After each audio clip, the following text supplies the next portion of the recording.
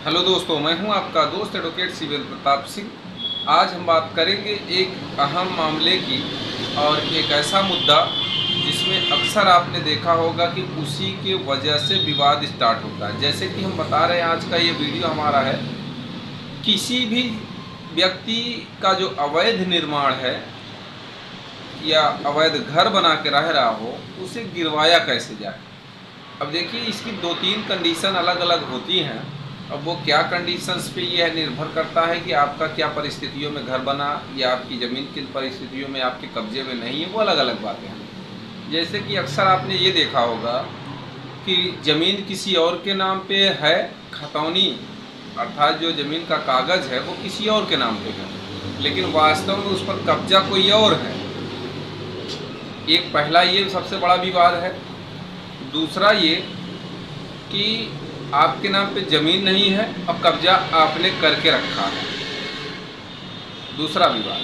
तीसरा विवाद ये कि आपके नाम पे ज़मीन नहीं है लेकिन आपके पुश्तैनी पीढ़ी दर पीढ़ी आप कब्जे पे हैं, उस ज़मीन पे घर बना के रह रहे हैं।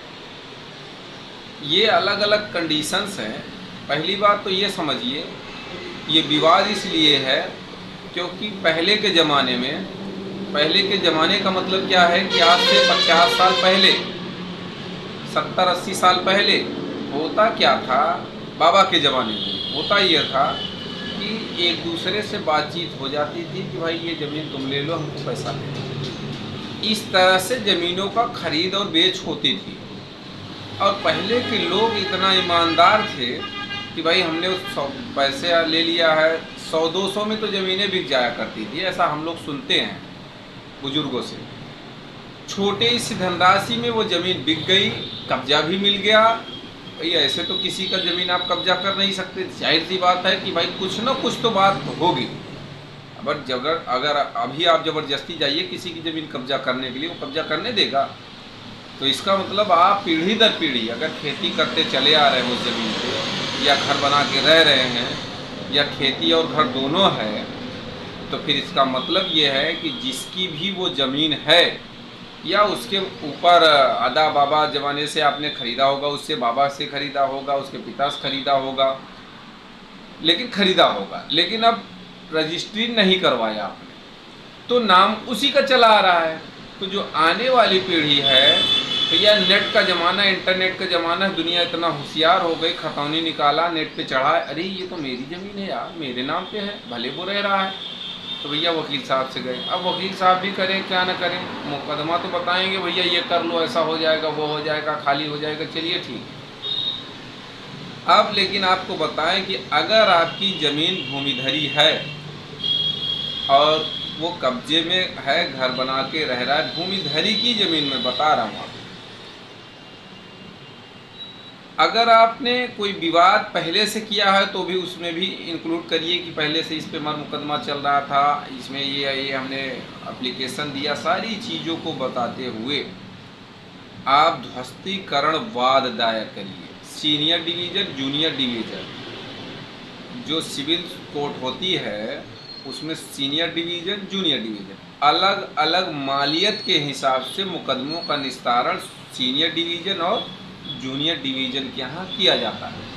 अत्यधिक मालियत वाले मुकदमे हैं, ज़्यादा ज़मीन आपकी है तो वो सीनियर डिवीज़न, या तो कम मालियत वाली ज़मीन है तो जूनियर डिवीज़न उसे डिसाइड करेगा। अब आप जब ध्वस्तीकरणवाद फाइल कर देंगे, दाखिल कर देंगे, तो आप विपक्षी को नोटिस भेजेंगे।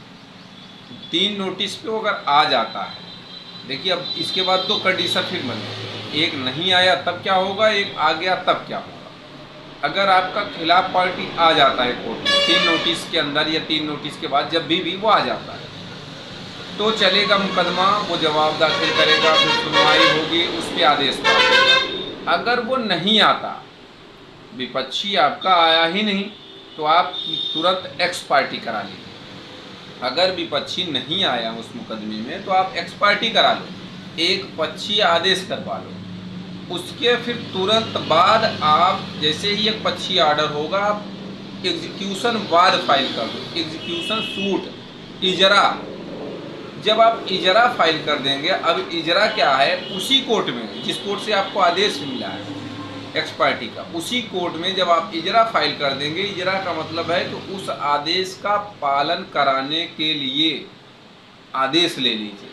अब जब वो आदेश हो जाएगा तो पुलिस बल को आदेशित कर दिया जाएगा, एसडीएम के साथ, उप जिलाधिकारी के साथ, आपका जो तहसील का एसडीएम होगा, एसडीएम के साथ पुलिस जाएगी और उसे मकान को खाली करा देगी, घर को गिरवा देगी। लेकिन अब अगर उसमें भी कोई पेच फंसा तो आप आगे की अदालत में जा सकते हैं, उसका पालन नहीं हो रहा है तो भी आप जा सकते हैं, हाई कोर्ट भी जा सकते हैं। तो कहने का मतलब आप किसी का भी घर, वो लीगल है कि इलीगल है, इससे नहीं मतलब है। कई दोस्त हमारे पूछते हैं कि क्या डायरेक्ट हाई कोर्ट जाया जाता है या डायरेक्ट हाई कोर्ट से आप किसी का घर गिरवा सकते हैं? ऐसा बिल्कुल नहीं। हाँ, एक बात है, एक बात क्या है, डायरेक्ट हाई कोर्ट कब जा सकते हैं, डायरेक्ट हाई कोर्ट आप कब जा सकते हैं इसका भी है।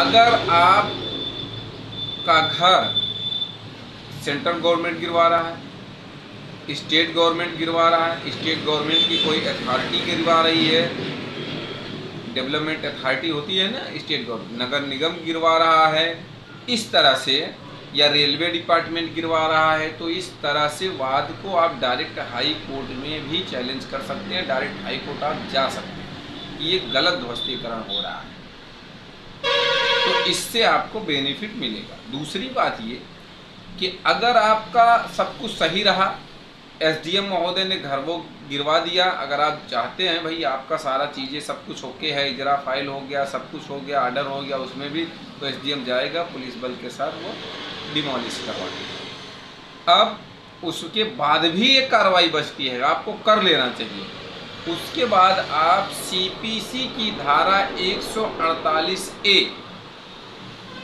में कैविएट फाइल करो, कैविएट फाइल करके बैठ जाओ आराम से, कि जब वो अपील करेगा उसका, भाई आप सीनियर डिवीज़न या जूनियर डिवीज़न के यहाँ से मुकदमा निस्तारण कराएं, वो डिस्ट्रिक्ट जज के यहाँ अपील करेगा, तो डिस्ट्रिक्ट जज के यहाँ एक कैविएट फाइल करके बैठ जाओ। जब कैविएट फाइल करे रहेंगे आप, तो जब भी आपका खिलाफ पार्टी आपके मुकदमे का जो आपका ऑर्डर है उसे चैलेंज करेगा, तो सीधी सी बात है पहले आपको नोटिस आ जाएगी। तो कहने का मतलब ये कि जब भी वो चैलेंज करेगा तो आपको सूचित कर दिया जाएगा, तो आप भी पहुंच जाइए उसमें। तो ये सिस्टम होता है। बाकी ये कोई कहे कि डायरेक्ट किसी का बुलडोजर ले जाके घर गिरवा दो, भैया ऐसा कोई प्रावधान नहीं है, या फिर डायरेक्ट हाई कोर्ट भी घर गिरवाने का कोई प्रावधान नहीं है। हाँ, वो अलग बात है कि आप सिस्टम से जाएंगे तो हाई कोर्ट जा सकते हैं, या अदरवाइज जो हमने बताया वो विभाग का, central government, state government, railway और स्टेट गवर्नमेंट की अथॉरिटी जो है, या नगर निगम, नगर पंचायत जो भी है, ये सब अगर चीज़ें हैं, अगर ये सब कार्रवाई करती हैं तो आप डायरेक्ट हाई कोर्ट भी जा सकते हैं। उम्मीद करता हूँ, आशा करता हूँ आज का यह वीडियो आपको बेहद पसंद आया होगा। अगर यह वीडियो पसंद आया तो वीडियो को लाइक करें, शेयर करें, यूट्यूब चैनल को ज़रूर सब्सक्राइब करें। एक बात और मैं आपको कह देता हूँ कि अगर आपके सवालों के जवाब नहीं मिल पाएँ, कहने का ये मतलब आपका कोई और सवाल शेष रह गया है, तो कमेंट बॉक्स में कमेंट करके ज़रूर पूछ लें, कोशिश करेंगे हम आपके सवालों का सही जवाब देने की। अगर फिर भी आपको कोई दिक्कत हो रही है, समस्या ज़्यादा गंभीर है, तो दिया गया नंबर जो स्क्रीन पे आपके चल रहा है उस पर आप